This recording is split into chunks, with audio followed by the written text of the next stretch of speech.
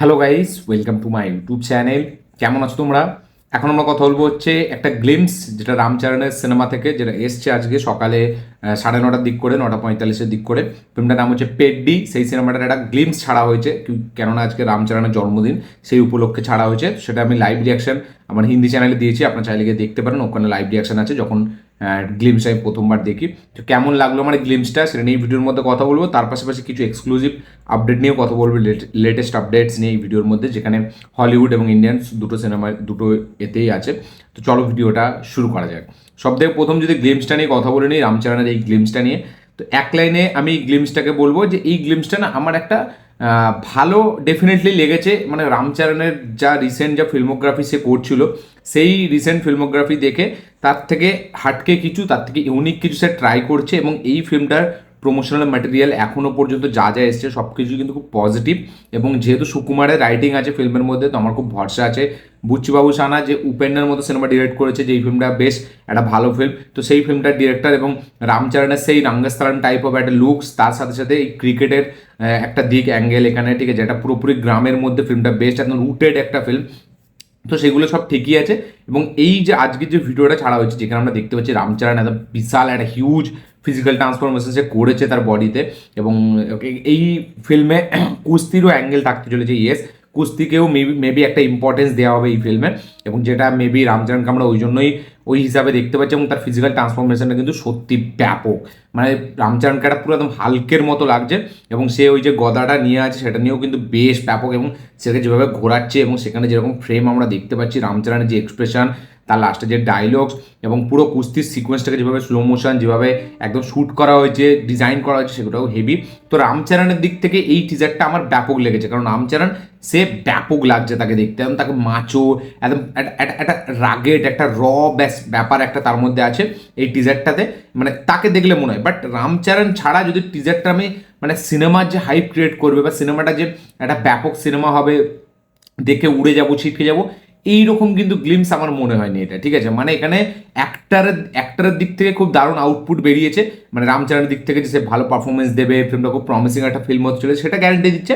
But cinema দেখার যে একটা হাইপ, যে একটা ক্রেজ, ঠিক আছে, সেটা কিন্তু অতটা লেভেল অব্দি বাড়াতে পারছে না, যেটা আমার মনে হয়েছে, ঠিক আছে। এবং আপনাদের কি মনে হয়েছে অবশ্যই শেয়ার করবেন। হ্যাঁ, প্রথম যে টিজারটা এসেছিল গ্লিমসটা, সেটা বেশ ভালো লাগছিল। সেখানে যেভাবে ব্যাটটাকে নিয়ে মারছিল বলটাকে, এবং যেভাবে এআর রহমানের ব্যাকগ্রাউন্ড মিউজিক ছিল, সেটা বেশ একটা ইন্টারেস্টিং দিক ছিল।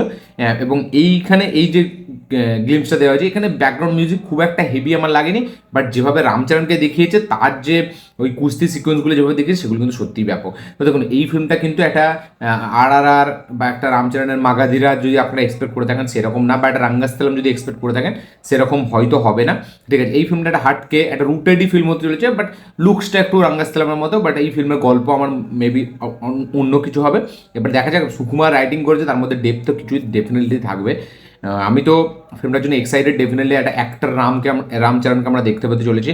এবং রাঙ্গাস্থলাম বা আমাদের RRR যেরকম পারফরমেন্স দিয়েছে, বা মাগাধিরাতে যেরকম পারফরমেন্স দিয়েছে, সেরকম পারফরমেন্সওয়ালা একটা ফিল্ম আমরা দেখতে পেতে চলেছি। বাট এই টিজারটাই গ্লিমসটা দেখুন, আমি এক্সপেক্ট করেছিলাম অ্যাকচুয়ালিতে টিজার, ঠিক আছে, বাট এইটা দিয়েছে গ্লিমস, যেটা কিনা খুব ছোট, 44 না 45 সেকেন্ডের। এবং সেখানে শুধু রামচরণকে আমরা দেখতে পাই। রামচরণকে দেখে সত্যিই ব্যাপক লাগে, একদম মানে আপনি এক্সপেক্টই করবেন না রামচরণকে হঠাৎ করে এইভাবে আমরা দেখতে পাবো, সেটা একটা মজা দেয়। বাট ওভারঅল মানে হাইপ বা এক্সাইটমেন্ট যদি বলি, সেটা আমার অতটা বাড়াতে পারেনি। একদম ঠিকঠাক, বেশ ভালো লাগছে, প্রমিসিং একটা ফিল্ম আসছে, প্রমিসিং একটা পারফরমেন্স আমরা দেখতে পাবো, সেটার জন্য এক্সাইটেড, ঠিক আছে। ডেফিনেটলি আপনাদের কি বক্তব্য, কি মতামত, কি রিয়াকশন অবশ্যই শেয়ার করুন। আমার এই ছিল রিয়াকশন, আমার এটা বেশ ভালোই লেগেছে, খারাপ কোথাও দিয়েও লাগেনি। বাট আমি এক্সট্রাঅর্ডিনারি কিছু এটা খুঁজে পাইনি এটার মধ্যে। আপনাদের কি রিয়াকশন শেয়ার করবেন। তো এটা ছিল গ্লিমস নিয়ে কথা। নেক্সট কথা বলবো হচ্ছে আপডেটগুলো নিয়ে। প্রথম আপডেট হচ্ছে সাকিব খানের সিনেমা, একটা রকস্টার, যেটার এই মুহূর্তে নাম, যেটা মিউজিক্যাল ড্রামা সিনেমা হতে চলেছে। আজমান রুসা এই সিনেমার ডিরেক্টর। তো এর যে ফার্স্ট লুক, সেটা কিন্তু কালকে আসতে চলেছে, ইয়েস, কালকে আসবে এই সিনেমার ফার্স্ট লুক পোস্টার। তো কারা কারা কতটা এক্সাইটেড অবশ্যই লিখে জানাবেন। নেক্সট আপডেট হচ্ছে কালকি পার্ট 2 নিয়ে। তো কালকি 2898 এর যে সিকুয়াল, সেটার মেবি টাইটেল হতে পারে কর্ণ 3102 BC, ইয়েস, কর্ণ 3102 BC এটার টাইটেল হতে চলেছে। বা যদি আমি কালকের মতো ধরি, তাহলে কালকে কর্ণ 3102 BC এই সিনেমার মেবি টাইটেল হতে পারে। এবং বেশিরভাগ এই টাইটেলটাই হওয়ার মানে বেশিরভাগ চান্স আছে। এবং এই ফিল্মটা কিন্তু পুরোটাই বলা যায় 80% 70% কর্ণকে মাথায় রেখেই বানানো হবে, কর্ণকে বেশি ফোকাস করা হবে এই সিনেমাতে। তো আমরা দেখেইছিলাম কর্ণকে লাস্টে এই সিনেমাতে প্রভাসেরই আর একটা রূপ, তো তাকেই মেবি কেন্দ্র করে নেক্সট পার্টটা হতে চলেছে। তো কালকে এরপর যখনই আসবে বিভৎস রেকর্ড করবে, বিভৎস টাকা কামাবে, এবং ফার্স্ট পার্ট 1,000 কোটি টাকা 1,500 কোটি টাকা কামিয়েছে। আমার মনে হচ্ছে মেবি কালকি বা আমাদের এখানে আল্লু অর্জুনের যে সিনেমাটা আসছে, বা আমাদের এখানে যদি কথা বলি শাহরুখ খানের কিং, এরাই যদি পারে তাহলে ধুরন্ধরের রেকর্ডকে ভাঙতে পারবে, না হলে কিন্তু রিসেন্ট টাইমে সেরকম কেউ নেই। আর একমাত্র সন্দীপ রেড্ডি ভাঙ্গার স্পিরিট যদি আসে তো এরাই ভাঙতে পারবে, এবং রামায়ণ মেবি ভেঙেই দেবে খুব ইজিলি।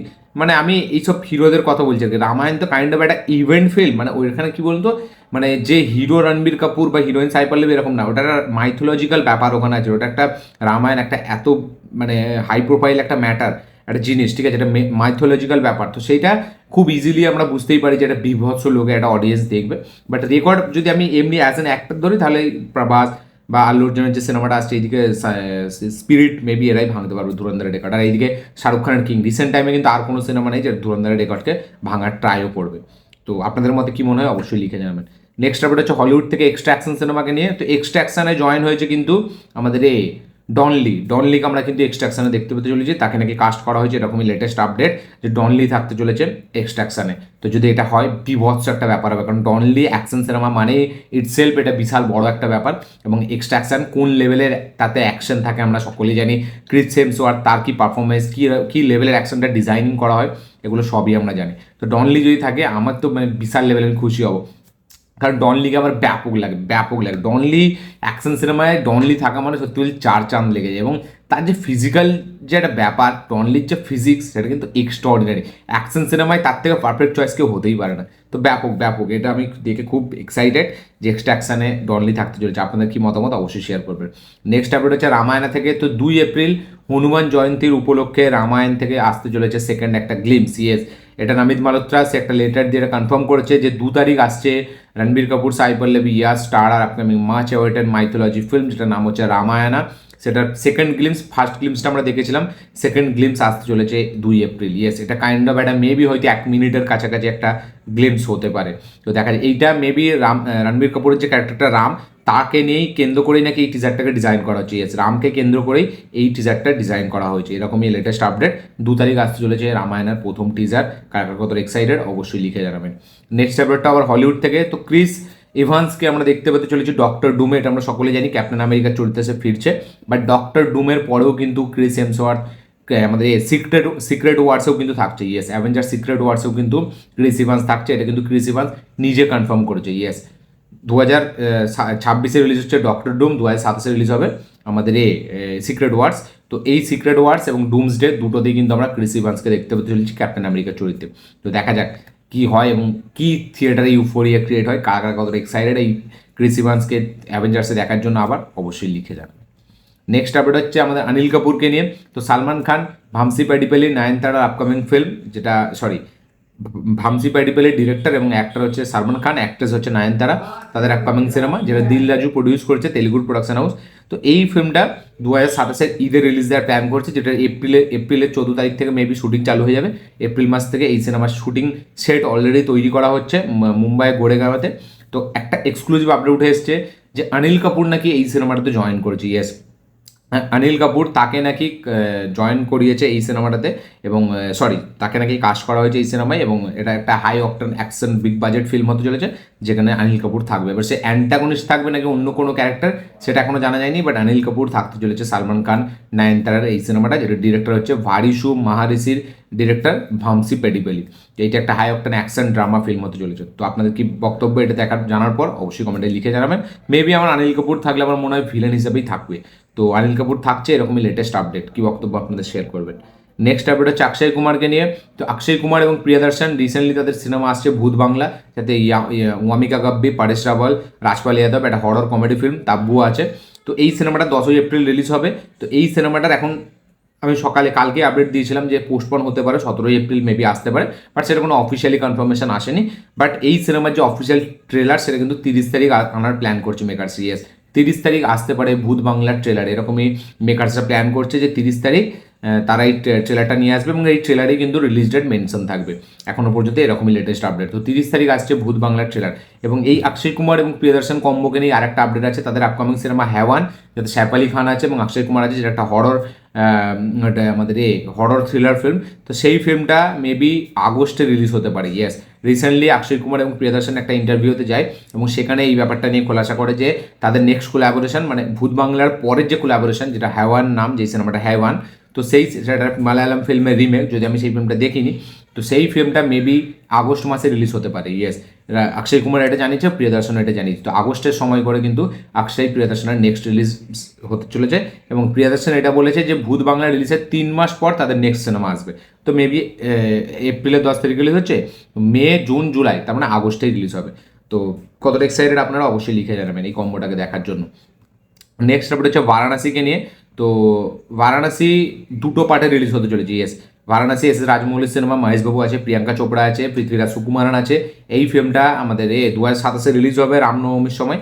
তো এই সিনেমাটার মানে এপ্রিলেই এই সিনেমাটা রিলিজ হবে পরের বছর।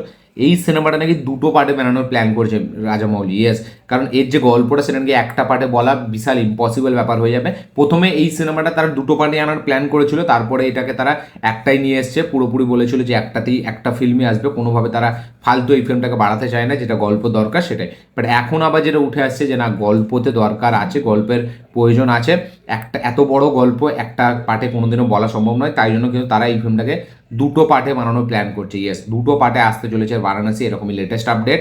যদিও এটা কোনো অফিসিয়াল কনফার্মেশন আসেনি, বাট ইনসাইডার আপডেট এটাই উঠে আসছে যে 2টো পার্টেই মেবি রিলিজ হবে বারাণসী সিনেমাটা, মহেশবাবু এবং রাজমৌলির এই সিনেমাটা। তো আপনারা কতটা এক্সাইটেড এটা জানার পর অবশ্যই কমেন্টে লিখে জানাবেন কি মনে হয়, 2টো পার্টেই হবে নাকি সিঙ্গেল পার্টে, লিখে জানাবেন। নেক্সট আপডেট হচ্ছে আমাদের একে নিয়ে, যেটা আমাদের আজকে লাস্ট আপডেট, সেটা হচ্ছে রাজকুমার রাও এবং সানিয়া মালহোত্রার আপকামিং সিনেমা, যেটা নাম হচ্ছে টোস্টার। এই সিনেমাটা 15 তারিখ এপ্রিল মাসে রিলিজ হতে চলেছে। ইয়েস, নেটফ্লিক্সে এই সিনেমাটা ডার্ক কমেডি সিনেমা, এই সিনেমাটা 15 এপ্রিল নেটফ্লিক্সে রিলিজ হবে, যাতে রাজকুমার রাও এবং সানিয়া মালহোত্রা লিড চরিত্রে আছে। এই ফিল্মটার নাম হচ্ছে টোস্টার। তো এই ফিল্মটার টিজার আমি অনেকদিন আগে দেখেছিলাম, বাট তারপরে এই ফিল্মটার ব্যাপারে ভুলেই গিয়েছিলাম, তো আজকে আবার আপডেট পেলাম। তো কারা কারা কতটা এক্সাইটেড লিখে জানাবে রাজকুমার এবং সানিয়া মালহোত্রা এই টোস্টার ফিল্ম দেখার জন্য। আপনারা কি এই ব্যাপারটা জানতেন, এই আপডেট মানে এই রাজকুমার এবং সানিয়া এই যে আপকামিং ফিল্মটার ব্যাপারে? অবশ্যই লিখে যান। তো এই ছিল টোটাল আপডেট এবং তার পাশাপাশি গ্লিমসের রিভিউ। ভিডিওটা ভালো লেগে থাকলে লাইক শেয়ার কমেন্ট করে দেবেন, চ্যানেল নতুন হলে চ্যানেলটিকে সাবস্ক্রাইব করবেন, বেল আইকনটি প্রেস করতে ভুলবেন না। দেখা হচ্ছে পরের ভিডিওতে।